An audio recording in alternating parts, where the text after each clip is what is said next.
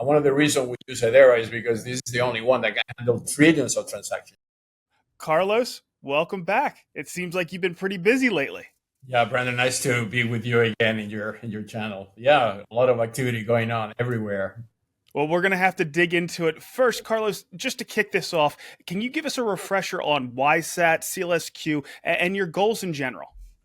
Yeah, so as you remember on the first interview, we are trying to solve a major problem, which is machine to machine interactions, right? Machines are non-secure. They cannot send data between themselves if they are not secure. They cannot make payments between themselves if they are not secure. So first, we solve with the cybersecurity layer and putting strong authentication into the device itself through our microchip. SealSQ manufactures and design secure microchips that you put inside the object. So that was solved, and we did an amazing deployment of that technology. Big brands are using this technology already. Now, the second one, we say, okay, now the machines are secure. Can they start to pay each other? Imagine a drone paying a satellite for data they collect from the satellite, or a connected car paying into the parking meter because you have to use that facility. So that machine to machine payment does not exist, right? The world doesn't allow yet machines to pay. And this is a huge opportunity for Hedera and companies like us because you have to validate every transaction. And we are talking here about trillions of transactions. And one of the reasons we use Hedera is because this is the only one that can handle trillions of transactions. If you do that in Ethereum and others, you cannot scale up to 1 trillion transactions. So the verification of the identity of the object is key before you let the object to pay, right? It's like you will do with your credit card. When you swap the car, you have to wait a few seconds until you have credit, and then you make a transaction. So we regenerate the same payment infrastructure between the satellite with the digital identities and the Hedera backend. Yeah. So it's a very, very powerful model. Now we are in the proof of concept process, so we are working with the companies and they need this technology in real time. And in June in Davos, we should be able to announce very big projects. All right. Well, that's what we want to hear. One of the quotes, and I have to confess that I've used it over and over again, is your quote saying that, of course, we want to onboard the next billion users, but we also want to onboard the next trillion objects. And that's really impactful to me because there's already trillions of objects out there, and so many of them could use the ability to have that value transfer mechanism in between them. Absolutely. And this will disrupt the financial services, because now you have very big banks like JP Morgan using blockchain to do financial settlements. But for a moment, they only do on people. There is a limit of people you can do financial settlements. Imagine them being able to do financial settlements on objects. So every object has a bank account. That object sends tokens to another object, and a big financial institution, whether JP Morgan, UBS, whoever, will be a financial clearinghouse, getting a transaction fee for that clearing process. So this is merging now the industrial world with the financial world, because this is a concrete way to onboard them into the crypto world. For the moment, we're looking for use cases, but they don't have many. And now, yes, when you start to solve industrial problems like electricity transfer between tokens or like security update between objects using token, then obviously they get them on board, and this is exactly what is happening now. Well, I know that DePin is becoming a thing across the entire Web3 space. We have another really big DePin project in our space in Neuron. How do you think? How do you think things are developing in the Web3, enabled Internet of Things industry as a whole? So I guess we had actually a discussion with Nora and the founder on cooperating between ourselves. I think what we have that is very unique is that we are able to put an identity at the object level. And this is not only a backend system, right, where you just process without knowing what the object is. So we basically, in the financial world, you have what you call know your customer, KYC. Here is know your object, right? Is KYO. And DYO is what we are providing because every object has a chip, every object has a certificate.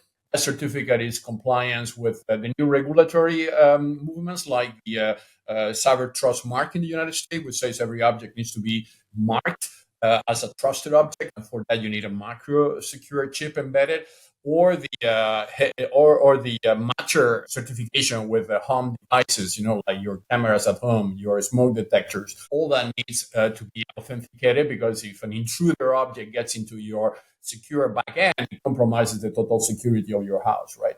So because we are at the object level, and actually not only we are at the object level, but we are actually on a post-quantum roadmap at the object level, and this is the uniqueness of SealSQ. We are developing DPM technology based on RISC-V.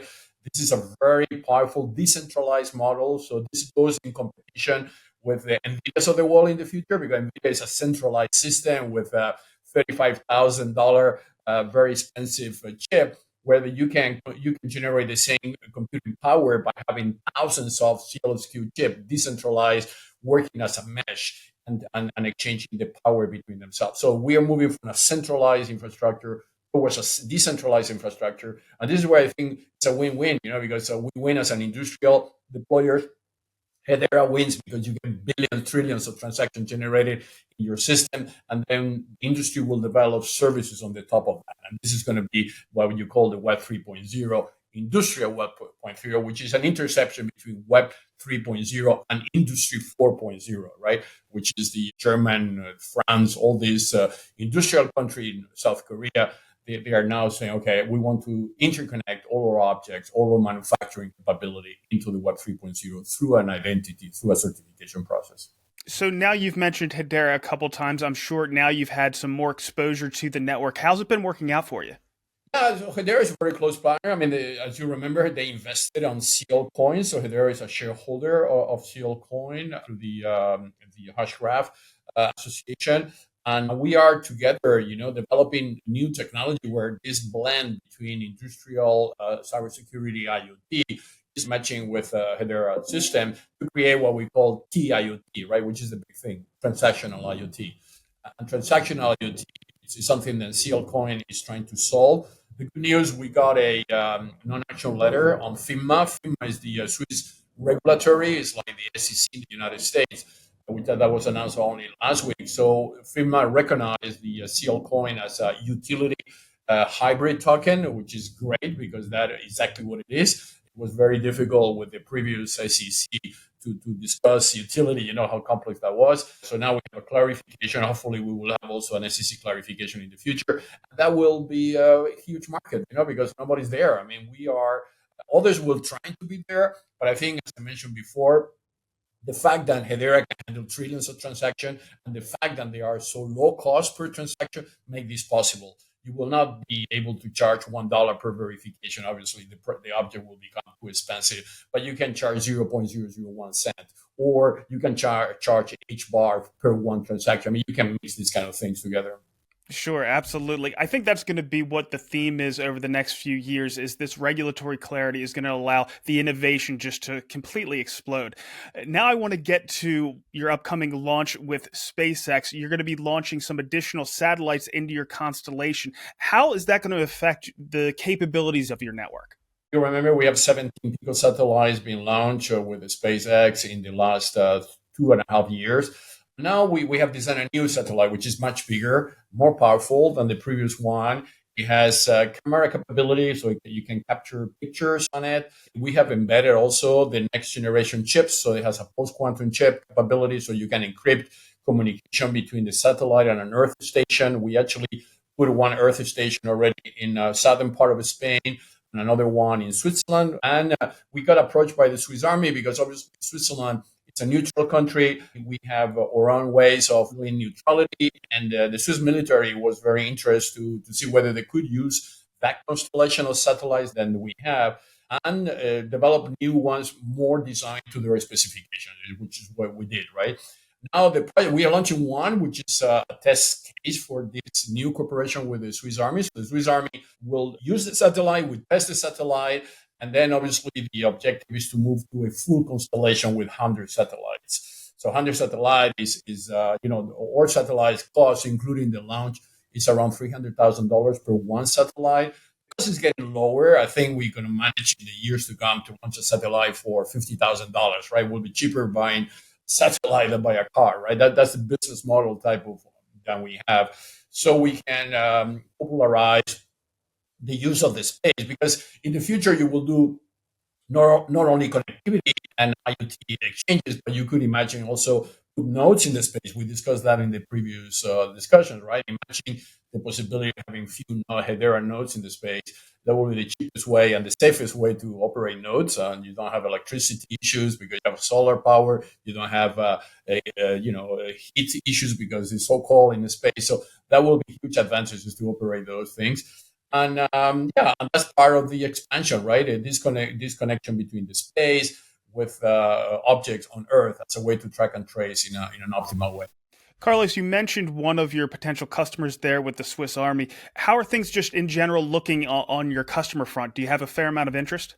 Yeah, the model we are doing now, and actually everybody's invited, is to do proof of concepts, because this is a very new thing. And some industrial players, if you go talk to BMW or you're going to talk to Mercedes and companies that we have been working in the past on the cybersecurity, some of them they say, wow, this is great, but how I start, right? So what we are doing is proof of concept, which is select a group of their objects, a machine or IoT devices, secure them, put them to talk to each other, exchanging tokens. And when they see that working, they take the further decision to expand to the entire production system.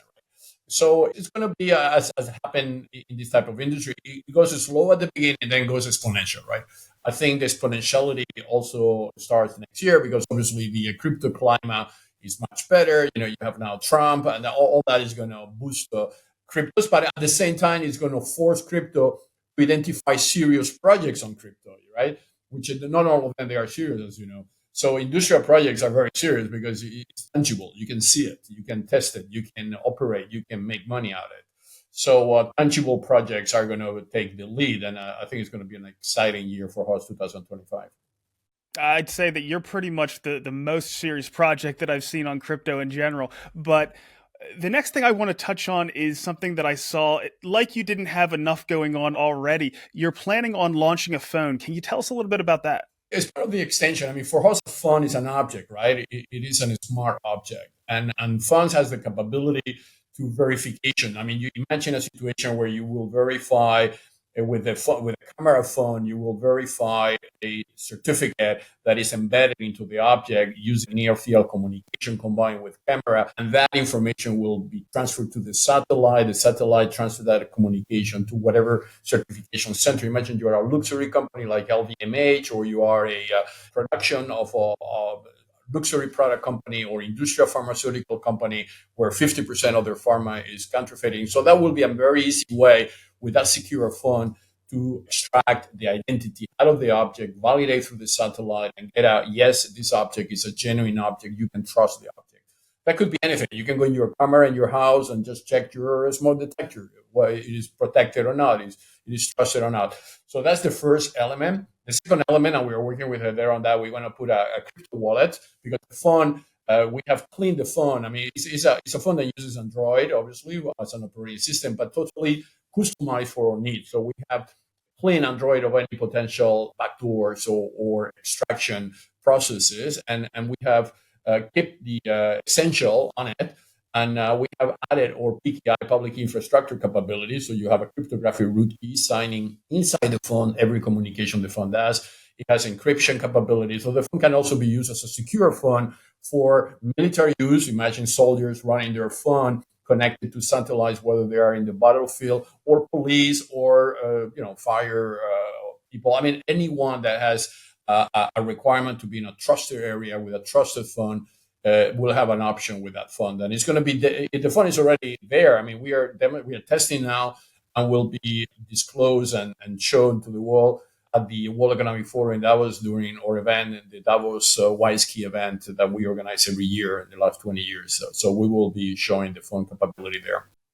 Very exciting. Now, maybe not for the military version, but for the retail version, what I think would be really cool is, how a lot of the phones come with a bunch of applications already loaded. It would be cool to have a bunch of Hedera applications already loaded, like games like Steam Runner or Karate Combat. We have Hashpack, things like that. I think that would be really exciting to have a lineup of Hedera applications. Exactly. We're actually working with Hedera on putting some of those apps into the fund. once you solve the security issue and the identity issue on the phone, means nobody can steal your identity, nobody can compromise your phone. Obviously, the level of security is much higher. Than whatever you put on the top of that level of security benefit as well, because many of the apps are not secure apps, and you can get hack an app, right? So that will create a layer of confidence that whatever you put on the top of that layer will have higher security and higher ownership as well, because ownership is very important than if you are using an iPhone or whatever, right? That's the objective. Obviously, we don't want to compete against the iPhones of the world, right? We are a niche player. We just want to solve one problem that those phones don't solve currently.